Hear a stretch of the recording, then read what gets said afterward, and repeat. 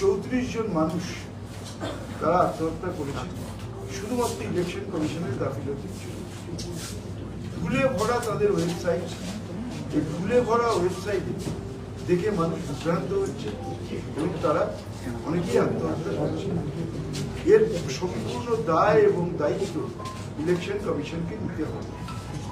আমরা যেটা দেখলাম যে ভিত্তি করা হয়েছে 2002 সালকে, সেই 2002 সালের যে ভোটার লিস্ট, যেখানে আমরা পুরনো ভোটার লিস্ট খুঁজে পাচ্ছি, প্রত্যেকটা বুথে ইচ্ছাকৃতভাবে, আমি রিপিট করছি, কোনো রাজনৈতিক দলের কথায় নির্বাচন কমিশন ইচ্ছাকৃতভাবে প্রত্যেক বুথে 150 থেকে 200 নামকে বাদ দেওয়া হয়েছে, যে নাম খুঁজে পাওয়া যাচ্ছে না। কিন্তু হার্ড কপি যখন আমরা খুঁজে বার করছি 2002-এ পুরনো ভোটার লিস্ট, তাতে কিন্তু রয়েছে প্রতিটা বুথে। ইলেকশন কমিশন এবং একটি রাজনৈতিক দলের তাদের কথা হয়েছে যে 2 কোটি মানুষের নাম তারা বাদ দেবে, তারা রাস্তায় বলে বেড়াচ্ছে এবং তাদের হয়ে ইলেকশন কমিশন এই কাজ করছে।